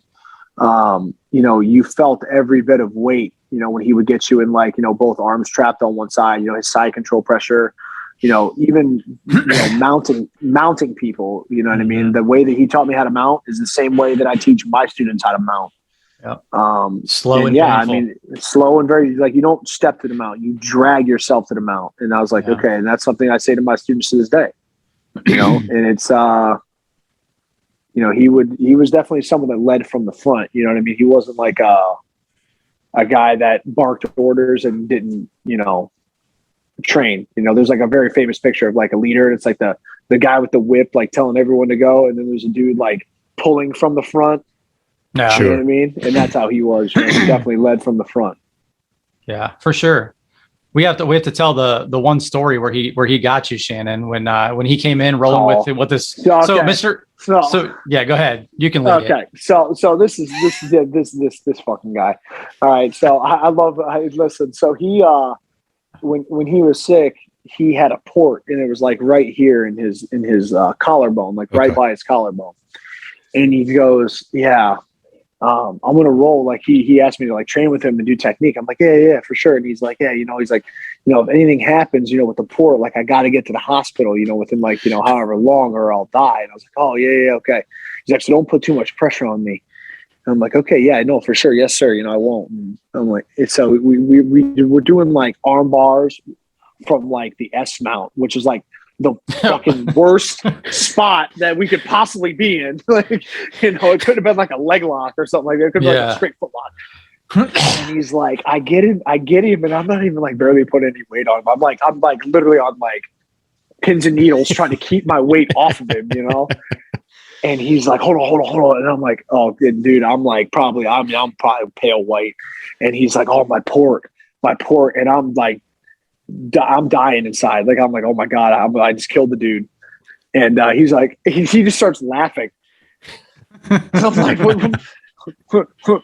why are you laughing? He's like, oh, it's fine. I'm like, you're sick, man. Like, he made me literally believe that I broke this thing, like this thing that's keeping him alive. He's like, yeah, it broke. And I'm like, oh, dude, I'm dead. Like, oh my God, I was so scared. Yeah, that was so. Yeah, he was sick, man. That was so wrong and so right on so many levels. Yeah, I was like, you're so sick. I was like, you need help. So I'm taking it. I've heard this before, and you guys both chime in. But Mr. Hindman was this type of guy, though, right? Like he taught this way. This is what he was to people. Like this is just how he was, right? Like you say, Shannon. Like this is your personality. This is who you are. You know, like that's how he was. Yeah. No, he was not. I mean, don't get me wrong. I mean, he's not someone that you'd want to fuck with. You know what I mean? No, like he's a very like he was a very loyal dude. Yeah, for sure. But like he I don't really know how to word it. Like he just was very caring. He would take care of you. You know, the guy did a lot for me in my life, but you know, he was a good dude, and how he like treated people, and you know how he ran his gym and the people that were around him. Like if you could see the amount of people that even came to like his funeral and stuff like that. Like, sure. I mean, the thousands of people that he's crazy come into contact with that he's had an impact on, you know, and it's absolutely fascinating to me. But yeah, he was a very just genuine guy, you know, but he's not a guy that you would want to, he's definitely a person that I never wanted to upset. You know? Right. There were times that I did, you know, sure, you know, for sure, you know, but it was one of those things like that's what like, you know, hurts the most is like when you upset someone that you know believes in you and wants you to do good, and then you kind of upset them, and then then you feel horrible, you know, and you can't take that back. But yeah, he was very funny. You know, he had jokes. You know, he was kind of a smart ass, but like he was very like, but how he was off the mat. You know, with that, like when he stepped onto that mat and bowed onto the mat, at that point, he was very professional. Mm-hmm. Very, you know, like we are here to train and get good. And then when we go over there, we can have fun and joke and whatnot. Yeah, right. But when we're out here, we are here to learn. It's business. And you're here, and exactly. It's business. And that was one thing that I really, really liked, is that he didn't there was no grab ass, no dicking around, you know. Sure. You know, that's just something that I really, really respected for sure. Because he's not someone that you'd want to make mad. I've only been afraid of a couple people in my life, and he's one of them. I'm not afraid of a lot of things. I mean, well, I guess you said I'm afraid of a lot of things, but people, no, not very many. And he's one of them. He was definitely one of them. Yeah, and that just shows the level of respect, though, too. It's, you know, I don't know if afraid is the right word, but I know what you're saying. You know, he was a very assertive and matter of fact person, right? Mm-hmm. I mean, he would give you that look without saying anything, and you're like, "Yes, sir." Yeah. You just answer. Yeah. You look and be like, "Right, yep." You don't even know what you agreed to, but you just did. Yep, got it. Just do it. Yeah, I mean that, and I mean that in the most like respectful way. For sure. Yeah. You know, him, you know, being. It's not so much like intimidating, but he's just, you know, he had like a very different persona about him than most people that you run into in martial arts. Because he didn't look like your stereotypical, and I don't mean this in like a bad way, but like your stereotypical karate instructor. Oh, for sure. Yeah, okay. He did not look like your stereotypical. No. I mean, he was in shape. He was a big dude, and he's not a guy that you'd be like, oh, you know, he doesn't. You knew by looking at him that he could fight, so you're like, right. I don't know about this one. You know, he was definitely. I can remember many times we probably asked him after he just crushed you with side control. Hey, what are you weighing? Yeah. Oh, 205. Like, dude, you're 220. His weight never changed. His weight never changed. He's like, yeah, no, I'm like 205 right now, maybe 202. I'm like, you're every bit of like 225, 230. Yeah. His weight never changed, no matter what. Like everyone gains weight in the winter, not him. He just never stayed the same. Yeah. I'm like, okay. Yeah, I buy that. Yeah. Awesome. I literally, but that was the thing, man. That's why his jiu-jitsu, like, you know, we say it was not flashy, just very effective. Yeah. Sure. You know, he was very, very good at holding positions. He had the like very brutal guard passing. Like he learned like, I don't know who taught him. And if I could figure out who did it, I would kick their ass now. But whoever taught him how to pass guard, like he would like trap your arms under you and shit. He would like bump past you from the close guard. So like you'd have him in the close guard on the bottom. He would like reach under your back and trap your bottom arm. He would like trap your arm under you and then reach over your head and like twist your body like a corkscrew. Yeah. And like you would have to open your legs up. And I'm like, I don't know who taught. Like if I could figure out who taught him that, I would kill him now. Yeah, we actually like if I teach that, I call it the Hindman pass. I don't call it the bump pass. Yeah, that's what he always called it. Like, don't. Yeah. Stop showing people that because that hurts so bad. It's terrible. It's the worst. It's the I do not know this move. I'll just show you. It's brutal, man. Yeah, Shannon's like no. Yeah, especially for being built like he was with his ape arms, right? I mean, it just crush you. So, but that probably all this Hindman talk probably leads you into your question, Terry, that you like to hit people with that new Mr. Hindman. I always do this, Shannon. Hit Shannon with this. So what do you mean to you? You sound the same way. This same thing Chad said whenever I had him and I just did a show and he didn't know I was going to ask it. And I asked it because I know how important he is because of the people that I've met and the people and the part of the group that I am and being a teammate of East Coast. And like, you are an extension to like even sitting down here. I can already see it because the guys that I know have come in contact with him and been there and you've been there. Like you already talk and it's like you two, I'm talking to one person, certain things you guys are saying, you and Chad, I can tell like what he did to you guys in terms of an impact, like what he made. So I always ask like this guy was an important guy. And I think his message needs to get out there. And so what did he mean to you? And what do you, like, how does that change your teaching now? Even to this day? I mean, go ahead, man. I put a lot on. It's hard. It's hard. Yeah, no, it's okay. Like he, I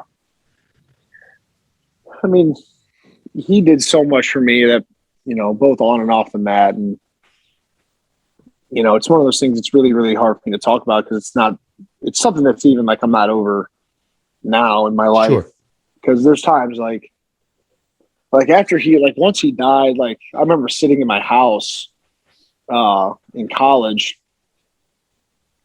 and like I was in my apartment and like something happened to me. It was like 2 weeks after he passed away and I needed his advice or something. I remember like trying to find his number in my phone and like I found it and I went to like call it and then like I realized and then like I went nuts. Like I started like just freaking out. I started like breaking shit. I just went nuts.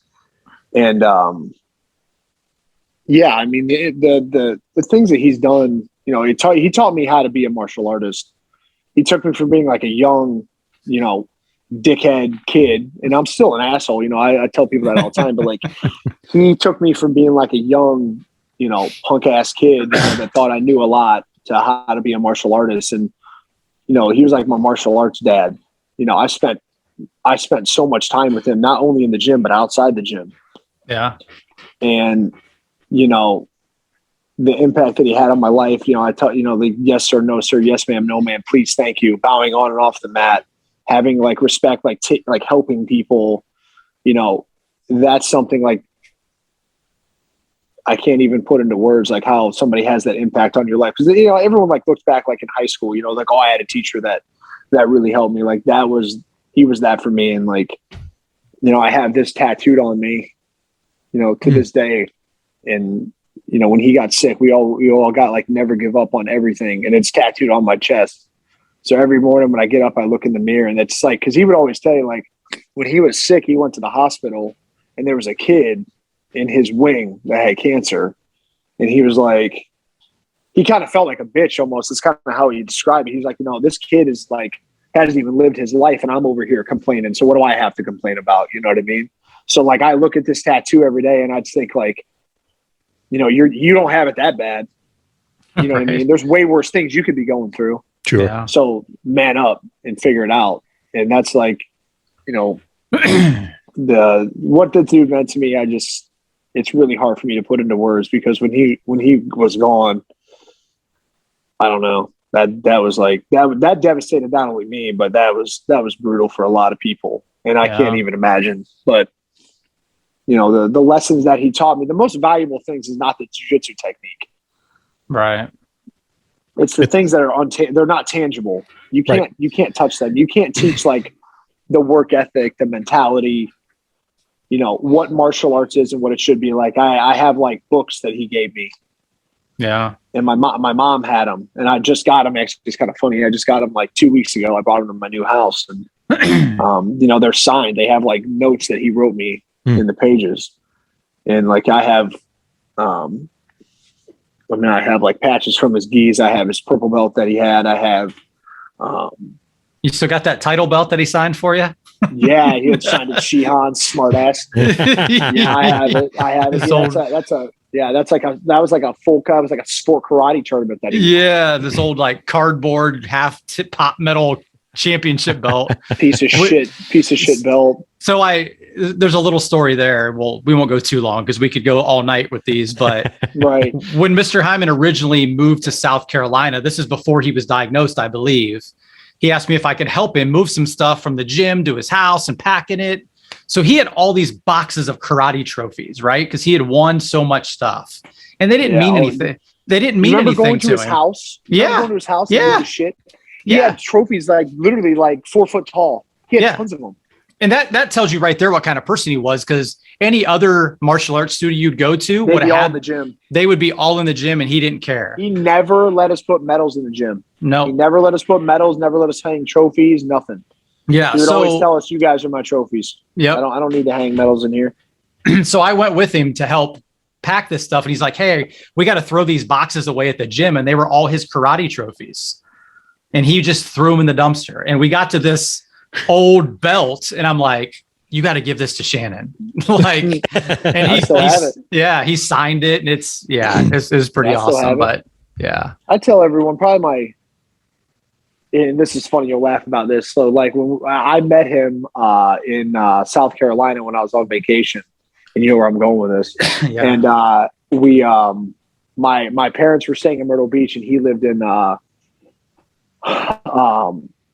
it was like right outside Charleston. He lived in Mount Pleasant, Isle of Palms. Yeah, right outside, like right by the Isle of Palms. Yeah. He took me to like his home before it was built, and then I got to see it after he had passed. I got to see like the plot of land.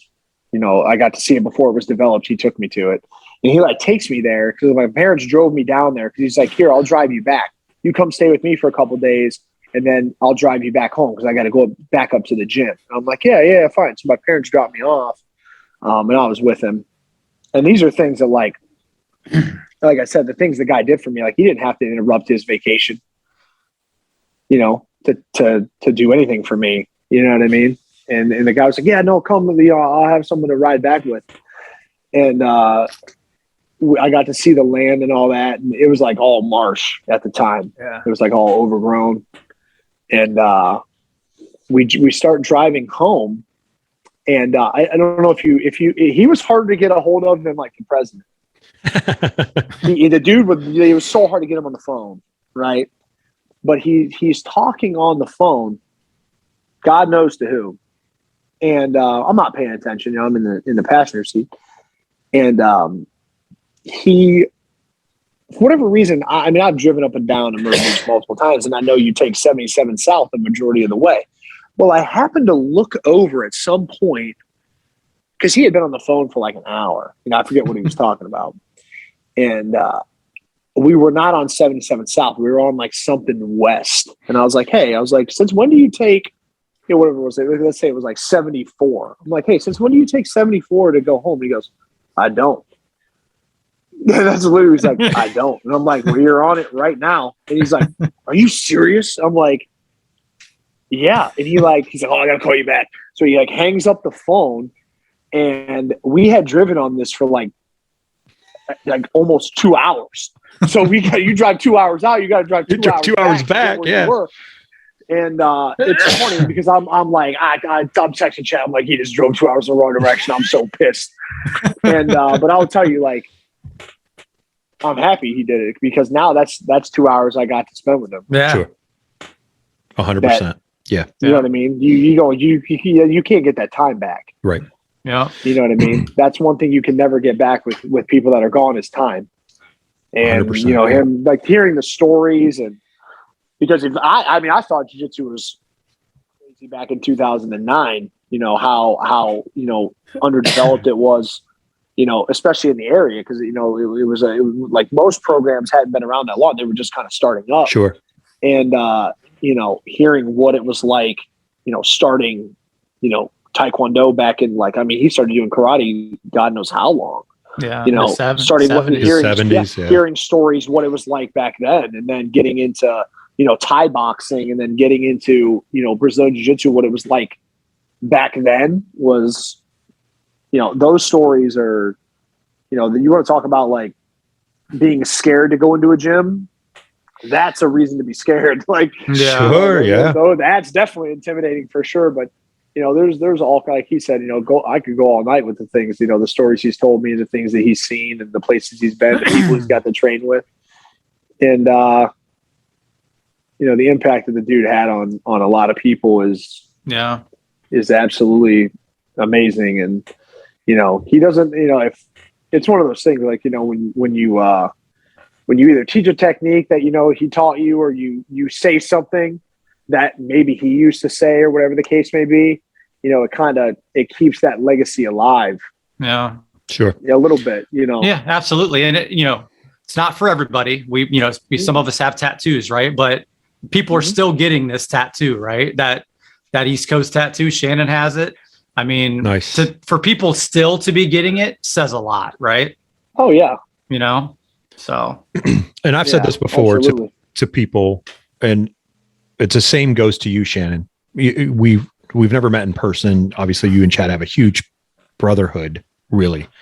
But you guys are a testament to what Mr. Hindman is the legacy, the way that you speak, carry yourself, treat people, act. It doesn't matter if you're in like, hey, this, like you said back in the beginning, like, hey, that was my fault, but it's not your fault in terms of you're still teaching a legacy of a great man, and you know it, but maybe you don't always know it. So I love to tell people this, like, I watch people like Chad and the people at East Coast that were around him. And I see it, and I see how they carry themselves, and I see how they act, and and I think to myself, wow, what an amazing thing to be a part of now, because I get to get fed that information from this great man, but also people like you that I get to, you know, we're not that far away from each other. Fairlawn's not like hours away. It's not 2 hours out of the way. So, you know, but like you can give that information too. And, you know, talking about these type of stories, I think it's important for people to understand like where you guys came from. Like this was like I say it's a generational thing. There are a lot of great people in martial arts, but there are people that treat it differently than what other people do. Martial arts is the greatest thing in the world that someone can get involved with. And obviously we fell in love with Brazilian Jiu Jitsu. You guys obviously did a long time ago, but in general, there are people that do it, but they don't do it for the right reasons, and they don't teach it for the right reasons. And to me, what you guys emulate and speak and talk, and all those that I've come in contact constantly for Mr. Hindman, is that you guys are doing it the right way, exactly what he would want you to do. You know? Yeah, it's all a product of the culture that you come up in. Sure, 100%. You know what I mean? Like you walk into a gym and maybe it's not it could be a toxic environment, or it could be like an unprofessional environment. Like I've been in gyms, like even as a jiu-jitsu black belt, where I've witnessed, you know, unprofessional instructors. I've witnessed guys that sit off to the side and dick around on their phones and play on their phones while class is being taught. Like one of my students went to a gym in outside of Atlanta, and the instructor like came out and was like, okay, guys, like I want you to start going over the technique that we did yesterday. And I'll be back. And he just like went into his office and sat there for like, he was in there for like 20, 25 minutes, and came out and then like taught a technique and then went back in, you know, like it's all a product. It's all, I mean, I truly believe like, you know, I'm a product of, you know, how like the gym I went into, the gym that I started in. And I'm thankful, because at the end of the day, like and it's not that every gyms around are not professional, but there's plenty of unprofessional gyms. Right. 100%. I mean, there's plenty of there's people even locally in the area that claim to be Brazilian Jiu Jitsu black belts that aren't. Apparently, this is the same thing I tell everyone. If you fake to be anything, you haven't learned dick from martial arts. You haven't learned anything. Sure. You're supposed to have integrity. You know what I mean? You're supposed to be trustworthy. You're supposed to have dignity and all these things that, you're supposed to learn. All the martial arts is supposed to teach you these things. How to be trustworthy. Yeah. You know what I mean? 100%. Character. Apparently you have none because you're lying to people about it, right? So you can give a shit. But that's one thing, like walking in to the gym for the first time is like, you don't really realize it until you're older, that you're happy that you started where you did because you learn from someone who, like, from people that actually give a shit. Right. You know what I mean? And look out 100%. For you in your best interest. Yeah. A lot of people can't say that. Yeah. Very, very few. I mean, it's not very, I hate to say it's not common, but it can happen where you go into a gym and you have a very bad experience either with grappling or with any martial art. Sure. Right. With a person, with an individual or like the coach. There's a bunch of articles that have come out recently about gyms that are about teams that are like that. We don't need to get into that, but there's tons that come out about, either instructors that abuse their students, that just aren't professional with the business or whatever the case is. But it was definitely a blessing to be able to go into, a gym that was run properly and run by a great man that literally lived the martial arts lifestyle. Which, and like you said, man, it is, I don't say it's hard to come by. I just think it's who you want to really be. Like, someone taught Mr. Hindman that, and he wanted to teach you guys that. And I've said this before, walking into East Coast, like I didn't know what to expect. I was like, I'm just going in the grind. Like I'm ready to work. Like it's like going to work out. And then, close to 2 years now, almost, I'm like, oh, I have a family. Like they care about me, like legitly, and I care about them, which is not something a lot of people understand that aren't in here or in this world or in this, but any martial art, like you said, Shannon, like if it's that way, if it's true, then it should be that way. Right. Yeah. It's definitely very few people. I don't want to say very few, but I would say probably not the majority of people will go to a gym and have someone impact their life like Mr. Hindman did to probably the majority of the people that he met. Mm-hmm. I would be willing to bet money on that. Yeah. There's probably not, I can be honest with you. There's probably not days that will go by where I probably don't think about like, what would he do in this situation? For sure. Like, what in the world would he tell me right now if I was acting like this? Like, if I did this, or if I responded to this email this way, or if I was, negative about this, there's all like, there's people that go into gyms that have no idea, like, the amount of impact that an instructor can have on you is monumental. You both and for us all are proof. Yeah. You're proof, Shannon, to your students, and Chad, you're proof to your students. It's. Yeah. And I'm lucky. Like I said, I was lucky to go into a gym and find people like that because some people don't. Right. 100%. Yeah.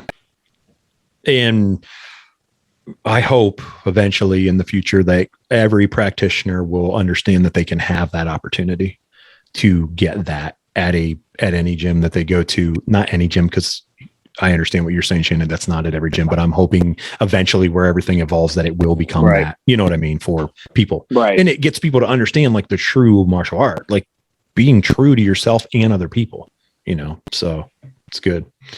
Good stuff, man. We kept you a long time, brother. We kept you. I kind of knew we would, because we were going to talk about Mr. Hindman, and I was like, he's going to be a while. So how's the gym doing? Gym doing good? Your gym? Yeah, man, it's doing great. It's awesome, it's up and moving, and it's being, everyone struggled through COVID, and we've had setbacks, but the gym's chugging along right now, and it's doing great. Awesome. So I like I said, I'm very fortunate to be able to do what I love to do every single day, because God knows where I'd be if I didn't have jiu-jitsu. I've never heard that before, Chad. Yeah, it's true. Absolutely. The two things you guys say, like, that's a quality thing that I hear all the time. Like, Chad's like, I don't know where I'd be without jiu-jitsu. And then he always brings up stuff like you said, Shannon, like I think daily, like what would Mr. Hindman do? Like he always tells me this, like, and cheap plug because we started, and thanks to you, Shannon, for supporting Limitless Tape. Yes. Awesome. Thank you. Everyone out there. I know, cheap plug, but like he's brought that stuff up. Like Chad has in this process that we've been going through, like, hey, you know, like, well, this is what Mr. Hindman would do, or this is, and so we use that as a template. We use it as a blueprint because we know, and I know because I have people close to me that have taught me even, you know, in my 40s, like, it's like, hey, no, he knows what he's talking about because Mr. Hindman knew what he's talking about. So we're going to do it like that. That's what we're going to do. So, right. Cool, man. That's good. I'm glad and so thankful. And I think it's such a blessing to be a part of it, to get to meet people like you, to have people like this close, to ask questions, to be able to just sit and chat and all that kind of stuff. Why don't you do this, man? Why don't you shout out anybody or anything you want, anyone that they want to find you on social media, the gym and all that stuff? Yeah, man. You can follow me on Instagram, The Savage BJJ. That's my Instagram handle. True Art BJJ is my business name on Instagram. Shannon White's my name on Facebook, on social media. So you can friend me on there if you ever want to talk to me or have questions about the podcast or, you know, funny stuff about my jiu-jitsu career, which I always tell people I'm not very interesting. I'm a very uninteresting person, I guess. But yeah, man, I appreciate you guys having me on here. It's cool to be able to talk to people about, you know, especially a gym like East Coast, that, because I always laugh about, there's like a bunch of people that are there that never got to meet him. You know what I mean? Oh yeah. You know what I mean? It's kind of funny, right? Yeah. You know, if I go there, because there's a bunch of people there that train that maybe know who I am. Maybe someone mentions me, but they've never met me. Right. And yeah, I would go in and they'd be like, "Hey, like you're the guy that knows a bunch of the stories or gets mentioned in a bunch of the stories." Yeah. So it's funny, but I appreciate you guys having me on here. You know, if you guys need grappling finger tape, if you're listening to this, get Limitless Finger Tape. You can follow them on Instagram at what? Limitless Tape. I was going to wait for Chad to say. Get finger tape. You tape your fingers, protect your digits. Guys, Yes, I've used every form of finger tape on the planet. Monkey tape, all kinds of different tapes, and it's a great tape, guys. And it's obviously from, you know, people who actually do jiu-jitsu and use it daily. So I highly recommend it. Appreciate that, man. Cool. Appreciate you too. Go ahead, Chad. Try to figure out. I've never been to Shannon's gym, and I need to get up there and train with you guys sometime. Let's go. Man, I'll go. You guys are always welcome to come train, man. Yeah. Like I have a very belt. small place. Yeah, I have a very small gym, so you'll laugh because it's one. You know, I always, because the original gym that I started training in, Chad, which is still vacant, by the way. Yes, it is. Yeah, that place has been vacant, I'm pretty sure, since we left it. Yes, it has. Yep. So that was like 12 years ago. Yeah, you know, and the other one, yeah. a quarter or 3/4 of that is vacant. Mm-hmm. Yeah, good move by that landlord. Yeah, it's great. What an idiot. But yeah, you know, it's funny. You know, it'll be funny for you, Terry, when you come in and see it, because you know the facility you guys have now is absolutely amazing and gorgeous. There's so much mat space, and then you're gonna come like it's gonna be like rolling in a phone booth. You know, so but it's exciting, man. You know, it's amazing to see, you know, where I started to where it is now, and you know, it's for sure, it's awesome. That is so awesome. And again, it's a testament to who you are. Like, it's awesome. Yeah. And I've heard so many stories of you. Like I said in the beginning of the podcast, like I've heard a ton of stories and, you know, different crazy things, like other stuff that we won't get into, like matches and stuff of Shannon being in, or, you know, Logan, obviously. I've got a little bit of a temper sometimes. Yeah. It's all right. I've heard. Yeah. Yeah. But that's we'll do a part 2. Yes. Okay. Yeah. That's good. Yeah. That's actually good. I will say, not that me and Shannon and I don't need to say this really, but I had somebody ask me, I can't remember who it was now. And they said, "Hey, I want to kind of train at Shannon's a little bit and come to East Coast. Is that cool?" I'm like, "Yes." "All right. I didn't know if you and Shannon had any bad blood." I'm like, "No, never. We've always been cool and, you know, all that good stuff." So we've never had any bad blood. I always tell people that I don't forget where I came from. No, absolutely. So when people like, it's funny, like if, I don't know, I guess like even being at the East Coast tournament, like when people get like disrespectful, like in the gym, and like I don't formally train there anymore. But like when people get like disrespectful in the gym or don't behave properly, it makes me like mad. Get you a little fired up. Yeah, it's hard for you. Off. Yeah, sure. It gets me pissed off, right? I mean, and that's like what it's not that I have like I don't train there, but it's like But your roots are. I still have a part of it. It's still a part of me, right? Yeah, so, it pisses me off. Your guys' roots don't just come from the name. It's not just from the East Coast name. Your roots come from Mr. Hindman. That's really where your roots come from. So it's like going somewhere else. I know it's close to you, like that specific spot, Shannon, because that's where you started. But it would be like if you went to another gym and saw people doing stuff, it's like, man, that's messed up. Like you don't do that. You don't act unprofessional. You don't do this. Yeah. Obviously, you don't act that way. Right. And talking on this podcast, and Terry kind of hit on it a little bit, is Shannon and I teach a little different, or personalities are different, but we're very authentic, like he said, on how we act. But we're not that different, really, right? We still expect a certain thing from our students. We just go about it a little different. And that comes from how we came up. Yeah. Right.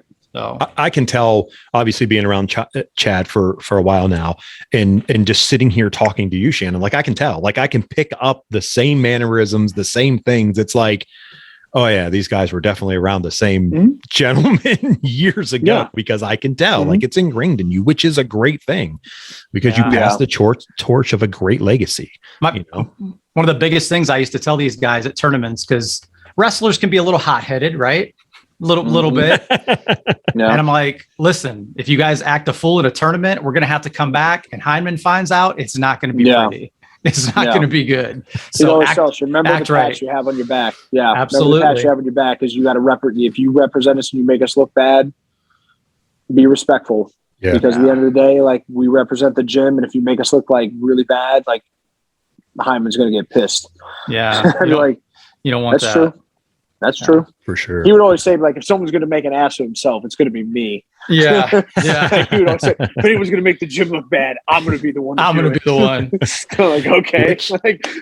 But the great part about that, like, if you think about that now, it's what you said earlier, Shannon. He was the guy out front pulling the rope. He was the guy that was going to be the leader of his, students and people and everyone involved. Like, he's like, let me. He wasn't a guy that. He wasn't a guy that like owned a business and just sat back and collected the money. Right. He was it was like he like just didn't really have anything to do. Like he was teaching class all the time. Yeah. For sure. All the time. He was in the gym. I don't remember right when he was always in the gym. Yeah. Whether he was in the gym teaching class, whether he was in the gym, he cleaned the gym. Mm-hmm. Nice. Okay. Yeah. I clean my own gym. I spray and or my student will spray and I'll mop, or I'll spray and he'll mop. Nice. Yeah. You know what I mean? I get that from him. Like we always cleaned the gym. Yeah. And he would help. Nice. I get that like that's like that mentality. 'Cause I've been to gyms where like the instructors won't clean. Like they make other people do it. Sure. Chad, it's kind of like I get it. He talked about like the like Hindman would line you guys up and pick you, like not even like raise a hand. It was like you're doing it. It wasn't hey, who wants to clean the bathrooms or who wants to mop. It was no, you're doing this. Yeah. That's good. I remember Shannon and I went to a gym years and years ago, and I'm like, hey, you want us to help clean up? No, we clean on the weekends. I'm like, we went to a seminar and the dude's like, he's like, yeah, he was like looking at it, he's like, yeah, I like your new tattoo. He's like, yeah, he's like, what's that? He's like, I don't know, the doctor thinking about be staff. So I'm like, oh dude, we gotta go. We gotta get out of here. Been back here. Yeah. That's awesome. But I think that was at the cyborg seminar. Yeah. Yeah. But no, that's definitely something I take, from him is like, when people ask like, oh, do you want me, like, not people ask, I want to be nice. Like, hey, do you want me to clean? Or I was like, no. I mean, I appreciate it. Like if you want to grab the mop and follow me, you can, or, you can spray and I'll mop whatever, but I always do. And I think it's just something that I saw, cause he cleaned his own gym. He didn't have someone do it. I mean, he would have people help. Right. Sure. Right. Yeah. Right. But the only reason that the jiu-jitsu guys did it most of the time is because we were the last class at night. Yeah. Absolutely. So we did it because, on that particular day, because we were the last ones there, and rightfully so. You're not going to leave it a mess and dirty and gross. Sure, right. But yeah, that was definitely. Yeah, absolutely. You're not too good to clean. I'm no better than anybody else. Right. I'm a jiu-jitsu black belt. That doesn't mean I'm above cleaning. Sure. 100%. And that's what makes you guys. I mean, honestly, and if we could just ingrain that stuff into other people sometimes, or even younger people, like you said, Shannon, the kids, right. Like get them young and like understand that you're never above anything. Like you can clean, you can do this. Like, so awesome, brother. Well, Shannon, thanks, man, for hanging out with us for. Yeah. Thank you guys. Appreciate you very much, man. Keep doing what you're doing. Bless you and everything, and keep grinding. Chad, you got anything else you want? Nope. I think we're good. We covered a lot. If we keep going, I know we'll be all night. Right. We'll be all night. All right, man. And we'll keep you posted. Obviously, Shannon will tag you on everything. And when it drops, It'll drop on October 25th, I think is when the show is dropping. Yep. And obviously we do all that. We take care. Cool, man. I appreciate you guys. Appreciate you, man. All right, brother. We'll see you, man. All right. See you. Hey everyone, we hope you enjoyed the show today. Remember, go out there and check out all our sponsors. By supporting them, you support the Limitless Radiocast podcast. It helps us bring you guys content each and every week and keeps us going. Thank you, and we appreciate you for all you do. Limitless Radiocast is brought to you by True Tubes Tattoo Supply. Limitless 10 at checkout for a 10% discount on all your tattoo needs. They have state-of-the-art equipment for everyday needs in the tattooer's life. Check them out. Remember, stay true. Limitless Radiocast is also brought to you by Magic City Brewing Company. Best beer brewed in the hometown of Akron, Ohio. Check them out. Check out RollAmongUs.com. Put in Limitless20 at checkout for a 20% discount on all your fight gear needs. That's gis, lanky gis, rash guards, spats, fight shorts. They have t-shirts and accessories. Check them out. Great place, ran by a great guy. Also, check out BattleBomb.com. Put in Limitless20 at checkout for a 20% discount. You have CBD and non-CBD rub to rub on those aches and pains from hard training, hard work, everyday life. Check them out. Remember, Limitless20 at checkout, BattleBomb.com.